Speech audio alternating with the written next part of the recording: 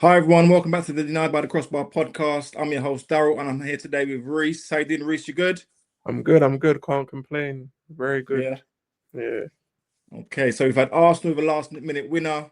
Liverpool get a victory finally, Mm. and Tyne-Away derby, first one in years. So yeah, well, let's get stuck into it. Cool. I was gonna say first game. Obviously, let's talk about Liverpool first. Obviously, it's just nice to get a win because obviously our season's been quite a roller coaster. It's not been what none of us was expecting based on what happened last year. I watched the game. I think bits of it back and stuff like that. I think for large parts of that game, we controlled the game. We played quite well. I was impressed with Ekatike and Verts. They're linking up and they're understanding. I think having a natural right back, obviously, I know Gomez got injured after 20 minutes, but even in our previous games, I think having a natural right back, it shows that balance when you actually have someone playing in the right position. Because what I don't like and Slott's been doing is you keep kind of forcing guys into other positions instead of just playing someone in a natural position. In an ideal world, if you ain't got, say, like a Bradley or a Frimpong or Gomez, I would play a youngster who's actually a right back, someone who actually knows that position. Don't put Sabozz as Jones. So you saw the difference because Gomez got an assist. He was crossing the ball. He's doing what a right back's supposed to do. He understands the position.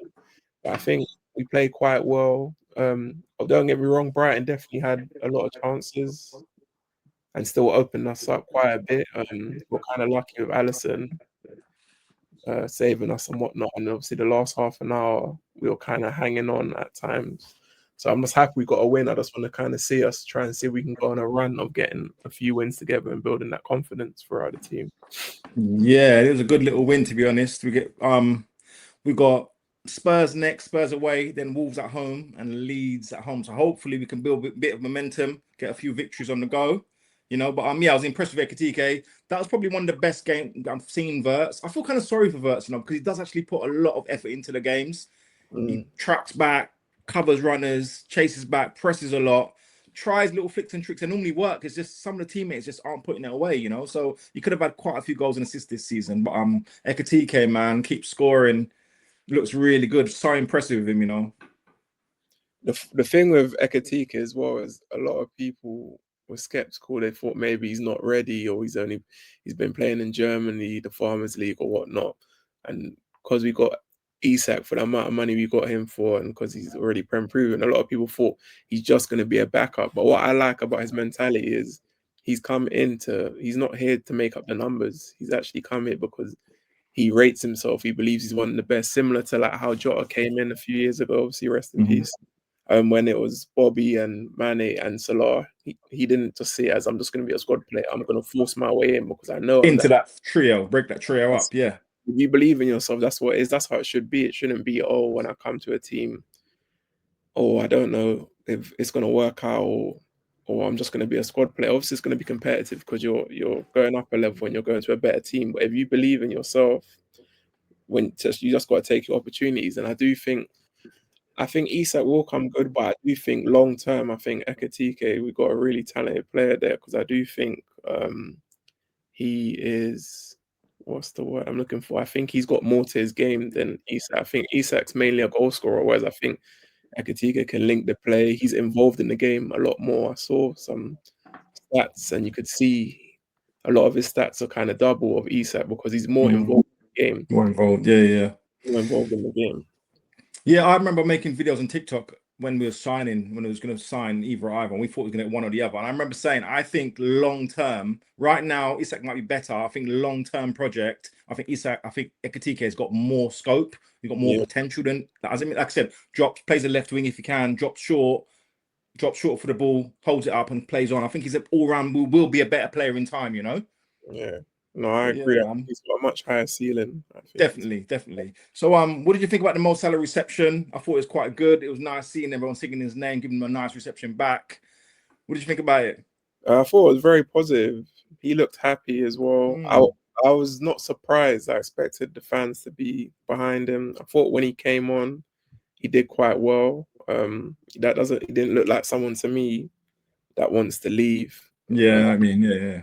You know, I don't like all this dirty laundry in public anyway. I always think a lot of things should be kept behind closed doors. And with me, if with Salah, I don't have no issue. My thing is with him is that if he's happy to be a squad player and he understands that if you're not playing well, then you get dropped. Obviously, I know there's been other guys who haven't played well and whatnot, but because he's not used to not being dropped and we've never really had to challenge him, this goes back to before Slot when we've had Klopp challenges.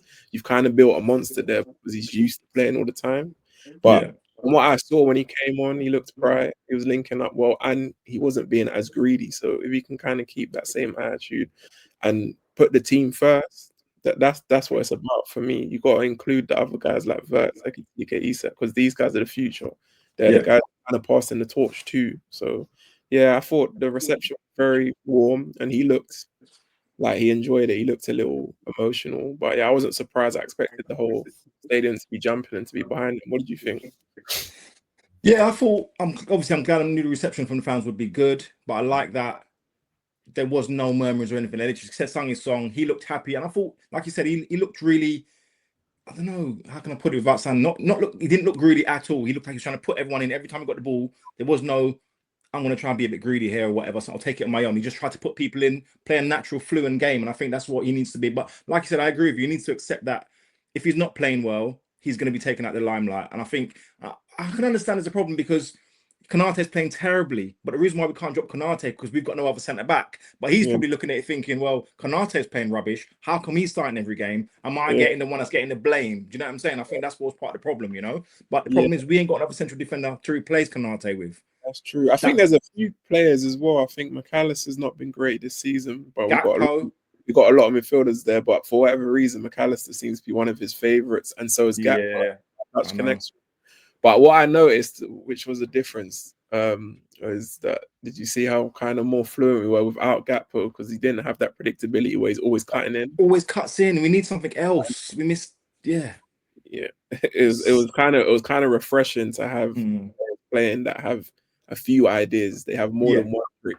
It's just I'm just gonna do this one move and do it again. And even Salah used it over and over again. Whereas when he actually played, he was trying different things, which is what it's supposed to be. It's meant to be. You're not meant to be predictable. You're meant to be kind of dangerous and not like anonymous, where the opposition are not sure what you're going to do. So that means you're kind of keeping them on their toes. So yeah, with Gakpo. Listen, with Gakpo, the first thing you know is he's going to cut in and try and go past you. I remember when we was learning, when we was young playing football. My coaches used to always say to me, I know if I'm playing the right wing, I play in the right wing, I'm right foot, I play in the right wing, and I'd always try to go down the right. But you'd say to me, at one point in the first 5-10 minutes, go on the inside. Just to make the defender think that one time he could go left or right. If you constantly go right every time, everyone knows what you're going to do. If you go in left just once early, every time you get it, he's thinking, oh, is he going left or right? You just put that doubt in their mind, you know? I don't think Gakpo's been coached that yet because every time he gets it, just cuts in the right. And it's so predictable, bro. I don't even like it, you know? It's really annoying.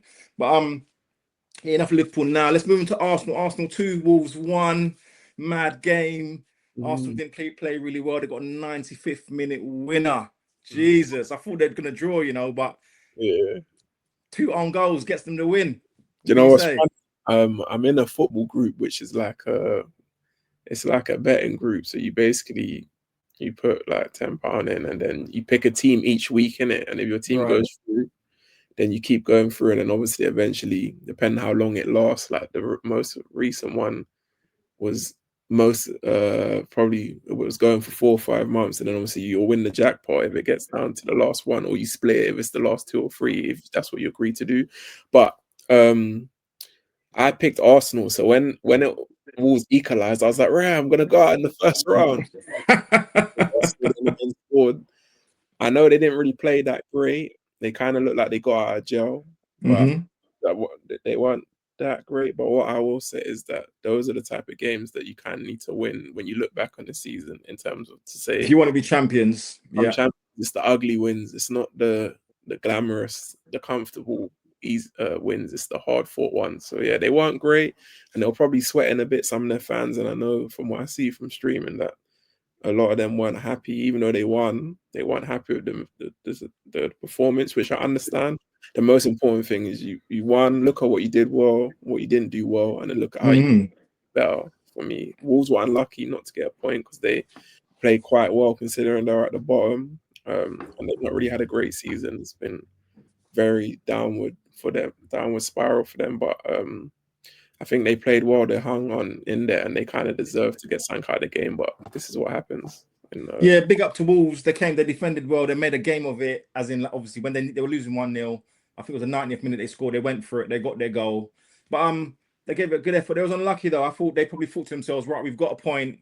Relaxed off a bit. 2 minutes later, down the other end, Arsenal, they look kind of blunt up front. They look, I don't know, they just didn't function right. They look a little bit, but listen, I reckon Arsenal favourites for the Premier League. Sign of champions. Like you said, you get them dirty wins, them scrappy wins. And look, they went again. They pushed. Their heads could have dropped. And the 90th, when the equaliser went in the Wolves, they could have thought, flipping hell, that's it. But they didn't. They got another 3-4 minutes out of it. They pushed again. When they got the win, like I said, sign of champions, mate. 100%, 100%. I do think if you watch them this season, there's a lot of teams who are usually their bogey teams, whether it's Newcastle. I think who else did they? I can't remember some other teams where they've actually come up against. Where last season they dropped points, but they actually been getting. They're beating them this year. Yeah, I've seen that. Yeah. The last couple games they've dropped points here and there, like a Sunderland and Aston Villa and whatnot last minute. But you are going to drop points at some point. The Premier League's the most competitive league, and especially when around the Christmas period, games you got Champions League games, you got league games, cup games. It's like 3 games every 7 or 8 days, so you are going to drop points. But I do think they got a strong squad.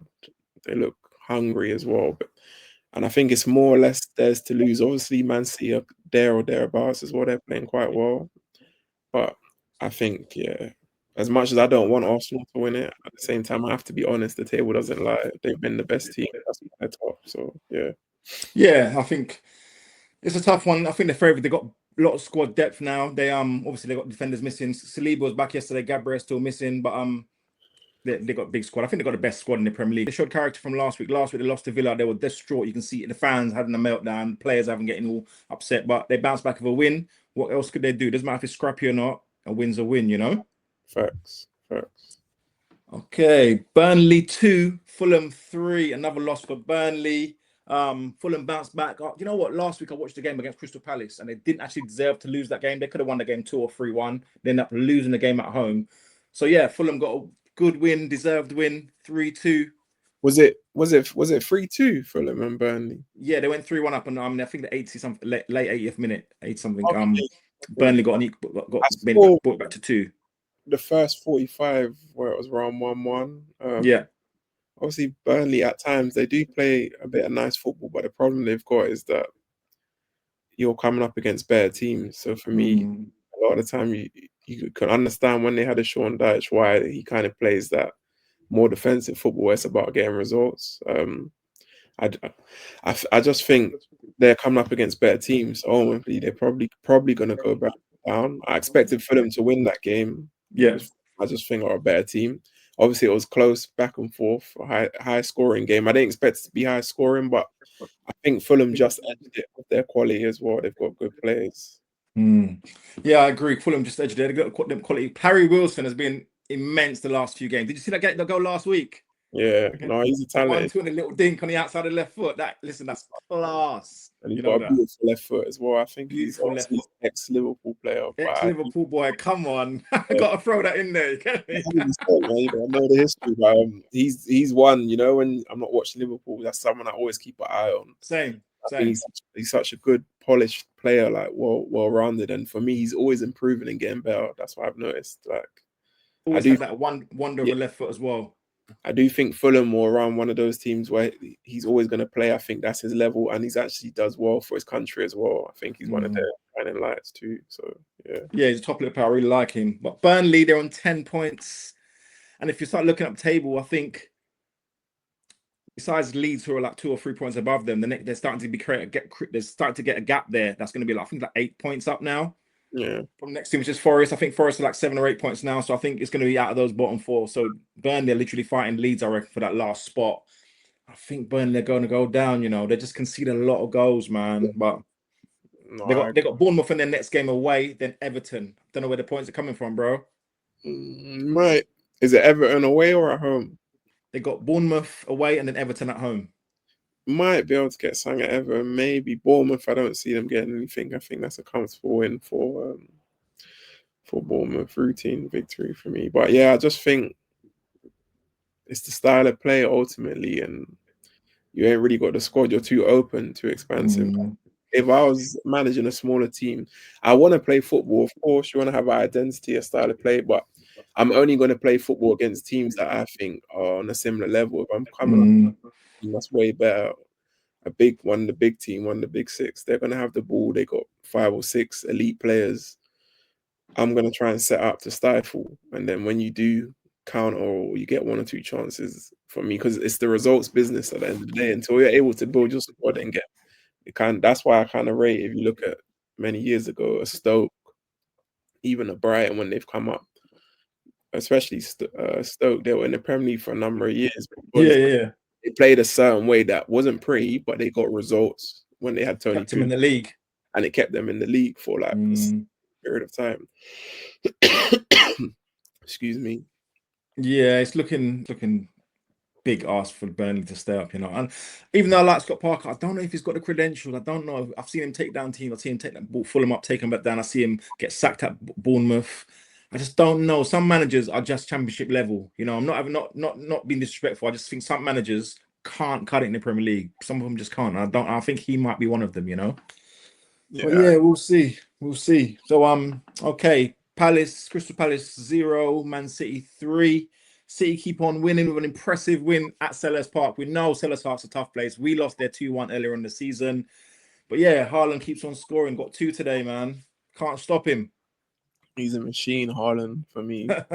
We already know this, Haaland. He's always going to score goals, deadly finisher, and he only needs 1 chance. But what I've noticed about him this season is that his all-round game is improving for me. Definitely. I've seen that as well. Definitely working on things, which is why, for me, Pep's one of the best managers, if not the best manager in the world, for a reason, because he improves players. Whereas I always thought Haaland, if he doesn't get the service, then he's quiet. But now he's actually more involved in the game. I see him dropping short and now coming for the ball, playing it, pinging off. Yeah. He's not getting drawn into like the battles where, you know, before his temperament sometimes he might what's it called? For a strop, we might get a bit too hot-headed and it throws him off. He's kind of just playing his game, and then he's also kind of making certain runs where he'll be leaning on certain defenders and stuff like that, which just shows me all-round game is improving. Yeah, definitely. Tough game for City. I know it sounds like an easy victory, 3-0, but first half, Palace had chances. They were the better team. I saw the first half. They were the better team. City still winning 1-up, but City kept on going. Foden got what I like about it. It's not just Haaland now. A few weeks ago, it was Haaland. If Haaland wasn't scoring, they're struggling. But now Foden's starting to find his feet. Foden's starting to look good as well, contributing goals and assists as well. You know, so they're looking good. Only 2 points behind Arsenal, still hot on their heels, and they're not playing that well at the moment. They're playing well, but they're not playing to their top yet. City, you know. Yeah, the Blue Sharks. You gotta be careful. City. We know what it's like. City chasing you down. We know what it's like. I still ultimately, I just think that their defense. We'll see what happens. Obviously, if they're able to still be around it and they're able to get Rodri back in there, and obviously they don't rush him back, he kind of goes back to old Rodri. Then ultimately, when it gets to that stage, with Arsenal not having won it before, we'll see will Arteta crumble under the pressure. Yeah, I still think it's Arsenal's to lose, because I do think City can be got at, because like you said, Palace had chances, but they didn't take their chances. I think when we played City, we showed them too much respect. I agree. And I also think, I was wondering, did we throw that game or not? Because it's like, why we know how to play against City, that they can be got at. Whereas if you allow them to play and move the ball around and do their triangles and their patterns of play, They're gonna play through you. this I'm trying to say. They've got the players, and another player who I think's improved, who's going under the radar, is Doku. If you look at Doku's class this season. yeah, he looks like he's improved as well. He's got more end product, and he's kind of playing to his strengths. He doesn't look like he's just going one way. He looks like he can go left and right. Whereas before, I always just He's quite predictable, a bit like Gakpo, always cutting in, doing that trip and stepping in, you know? Yeah, whereas now he looks unpredictable, and he's not just just pace, and then if you go over him to the byline, then he's got nothing. He can actually go left, he can go right, he can shoot. Very confident. So that's just another player who, for me, is improving under Pep. Yeah, definitely. I do agree with you. In transitions, City get caught out. They're missing Rodri. I know they got Gonzalez. Gonzalez is way off that Rodri league, bro. He's not near that level. Do you know what I mean? So a lot of times you catch him, not obviously Rodri shuts down the spaces, closes down passing lanes. Gonzalez is young. He hasn't got that knowledge of ball knowledge yet to read the game in that way. You know, you can see he's trying, but he's always like a split second late, misses the tackle, and then they pass and they're through. You know, so yeah, like you said, they can be got out, but let's see if Arsenal can hold out, because we know when it gets a squeaky bum time, City are there. We've been chased down many a times and been caught, so we'll have to see, can Arsenal hold it on, you know? No, exactly. We will see. All right, West Ham 2, Aston Villa 3. Villa had to come back twice from two goals, well, a goal down each time. They won it 3-2. Morgan Rogers up in his game, got 2 goals today. Did you see his second goal? Absolute banger, top bins. He's got that in his locker, though. He's one of those, and for me, he reminds me of what the old school kind of ballers when you had the Gerrards, the Lampards, the Scholes, Guys, the bangers. Yeah, like I don't think you see a lot of that in football now, because you got so much systems. It's like trying to pass into the goal, whereas it's like if you can't break a team down, for me, and the team's backing off, shoot.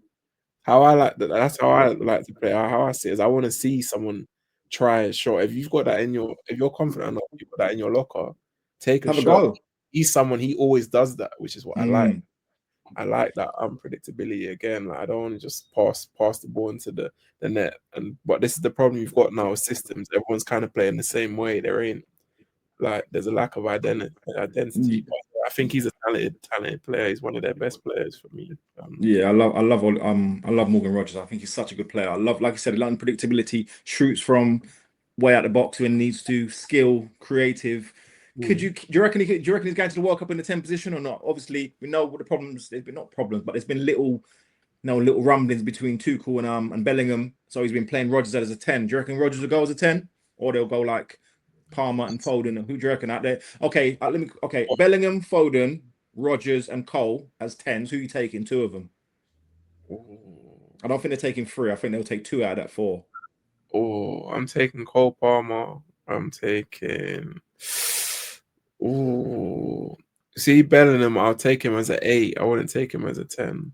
Take him as an 8. I think he's an 8 anyway. I know he had that standout season with Madrid, but I don't think naturally he's a 10. I think he's more of an industrial type worker, tackler, gets around. Yeah, I agree. It's a bit similar to Lampard, where he can make those late runs into the box, but I don't look at Bellingham as he's conducting or controlling or pulling the strings like that. I think Rodgers and Foden and Palmer are more those kind of players. So those 3, I would take as the 10s. I do think Bellingham will still end up going. If he doesn't, obviously it's going to be a lot of noise made. Whether in he'll go, he'll definitely go. I reckon Rodgers is going to be missing out. That's why I'm asking. I think he's going to miss out for some reason. I think if he continues the season he's having, and depending on what Aston Villa end up doing, because obviously right now they're in a title race, but if they're able to pick up, maybe, I don't know, are they still in the League Cup? Or if not, the FA Cup, go on a run and get a trophy. And are they in Europe or not? Villa in Europa League, yeah, they're favourites one of the favourites for the Europa League. You know, Emery loves the Europa League. Yeah, he's won that. He's won about 4 times, isn't it? Won that against us. I was paying for. I remember that. I know. Seville. Sturridge got the early one, didn't he? And they came back and beat us. Moreno's giving away 3 penalties. But I think if they can win something or go on a run and then maybe finish one of the Champions League places, and he's one of the reasons for it with goals and assists. It'll be hard not to have him in there, especially if he's been picked by Tuchel right now. Yeah, he is. Yeah. Admires him, his talent. Yeah, I really like him though, man. It's a shame if he doesn't get to. Like I said, Villa showing great character to come back twice from a goal down both times. West Ham unlucky at home again, but yeah, Villa backing up that win against Arsenal last week for another victory. Listen, someone else that comes to the podcast, I got asked the question: can Villa win the league, bro? Can they win it? Is the squad big enough? I think it would be a fairy tale, kind of similar to I think that would be really. They're the form team in the Premier now. I think that's 6 or 7 in straight wins, you know. They're the form team. I just don't know if they'll be able to maintain that. And I think and Arsenal got more depth. They're kind of more supposed to be there. Obviously, it's great what they're doing if they can keep it up, but I do see them falling off, similar to what happened with Forest last year. But I see something special, similar to where Palace won. You see when Palace won the FA Cup, yeah. But I don't see no reason why they can't finish in the Champions League places, top 4, top 5 for me. But right now, how I say is they just got to take it a game at a time and manage their squad. And if they happen to get lucky with injuries, obviously if you're there or thereabouts, you're there or thereabouts. But right now, they're probably in dreamland, their fans right now, and I think they should just take it a game at a time. But I think they're doing tremendous. I would happily swap positions with them. Some games are haunting me when it comes to Liverpool. Right? I know. But big up Villa, man. Like I said, remember, this is a team that didn't win their first 5 Premier League games, you know. Ollie Watkins was off form. Rodgers was off form. The team looked a mess. They looked too narrow. The 3 midfielders, Tielemans, Onana, and McGinn playing all central, looked a bit all narrow, you know. With Marlon weren't really playing, weren't starting games, but Emery's turned it around. We know about Emery. One thing I like about Emery's teams is when you play Emery's team, when you watch his team play, everyone knows what they should be doing. You know what I'm saying? Everyone's structured in their own. They're not systematically structured, but they all know their positions. So your right back's going to know, right, I might make the run, but I've got to get back. They're never really getting caught out of positions or getting caught in the field, really. They're all really structured well, you know? Like everyone. Top manager. I think with him, tactically, he's very sound. I think he's he knows what he's doing. I think a lot of the time when he's been successful, you look, especially in Europe and stuff, you can see tactically, he sets his teams up. They're hard to beat, hard to break down. They have a way of playing. Like there's that good balance of defense and going forward. And like you said, each player knows what they're doing and they put the team first. Yeah, definitely. For their third now, if they can win the Europa League and finish in the top 4, that's a great season for Emery. That's for the club as a whole. European trophy, that's massive. Do you know what I mean? You know, 100%. All right, first time and we're derby in how many years? I can't tell you, but it's a good few years. Sunderland 1, Newcastle 0. Black Cats march on with a solid performance. Just so if you don't know, the Black Cats is this podcast's second favorite team, bro. Love this team. Love Sunderland. Love what they're doing, man. Love the manager, everything, man. For me, they're that underdog team similar to like what Forest are doing last year. That's what they look like to me. And I always admire that because obviously when they first come back, obviously they haven't been in the Premier League for a long time. Yeah. And been in since, I'm trying to think, I think of like Kevin Phillips or Niall Quinn, those kind of days when they were playing. But I can't remember their manager's name, but he's doing a tremendous job. I think obviously they bought Xhaka. I think that's a quality signing, an experienced player. And signing of the season, bro. One of the signings of the season, my bro. Yeah, and then I think they've got a lot of good players, and the way they play, they've got different ways they can kind of play in terms of how they set up. So they can attack teams, they press, they work hard. Depending on who they're playing, they know how to kind of stay in the game. I think they're a tough team to play against. They're always going to be in for a game, and they've won a lot of games this season where maybe they shouldn't have, like against you wouldn't have thought they would have won against bigger teams. I think Chelsea away. Yeah, they beat at Chelsea. Yeah, they drew against Arsenal, draw against us. Got some big results. So I do think they're doing really well, but they've got a lot of good players, athletic players who are working hard, and they all seem to be behind the manager. And each game they just seem to be getting more confident. They don't look like what I've noticed. Yeah, they're growing. And they don't look like they're in fear when they play any game. So even when they play against us or Arsenal or anyone, they look like they're up for the game. They see it as, why can't we win? And that's the mentality that obviously the managers instilled in that. Yeah, definitely. Yeah.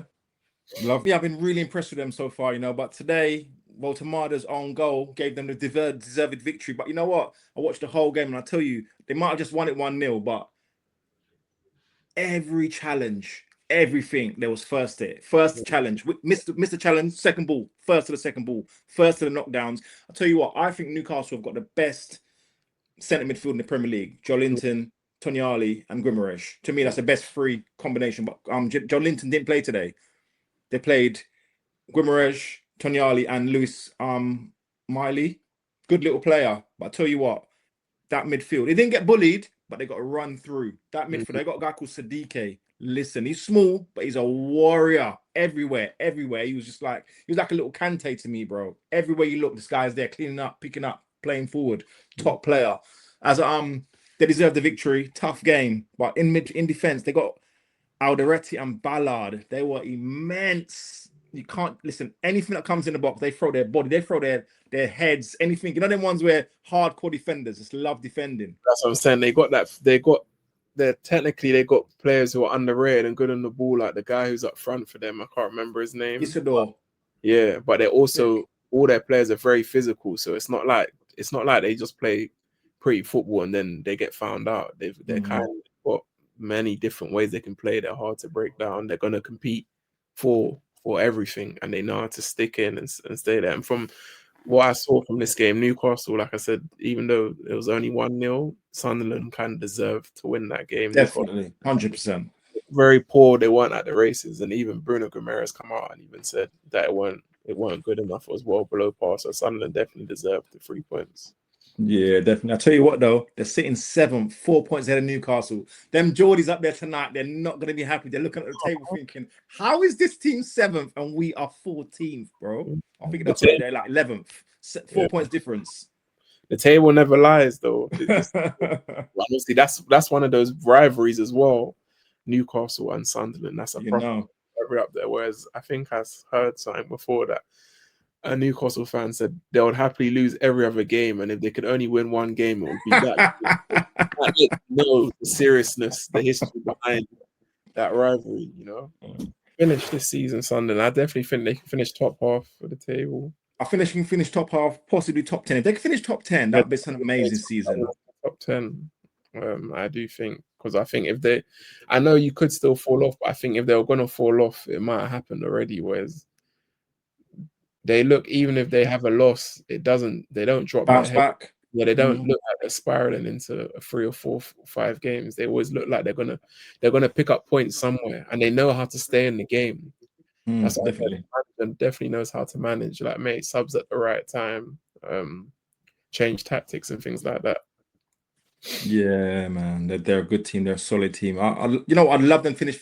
Fairy tale for me for them. Imagine getting in Europe, coming up from the championship, and get the first season up. They finish Europe. That'd be sick for them. I'd love that for them. And their fans. And their fans. Like the passion. Listen, they're one of the most passionate fan base in the Premier League. Trust me. That stadium, when we go there, I'm scared because they're passionate. It's unmatched up there, bro. I'm telling you, man. No, 100%. I agree. But yeah, we'll wrap it up there and leave it there for today, bro. But yeah, that was good, man. Listen, Reese, thank you so much for jumping on, bro. I really appreciate it, man. No problem, man. Anytime. Like I said, I'll be trying to jump on more, 100%. Okay, wicked. Guys, go and follow Reese. That's his YouTube link. Go and follow him. Does some good content on YouTube. Give him a follow. Support him. And thanks for following the Denied by the Crossbar podcast, guys. Guys, we're at 800 subs. We're going to try and make it to 1,000. Pass it on. Thanks for following. And yeah, like and share the podcast if you can. Thanks, guys. Catch you next week.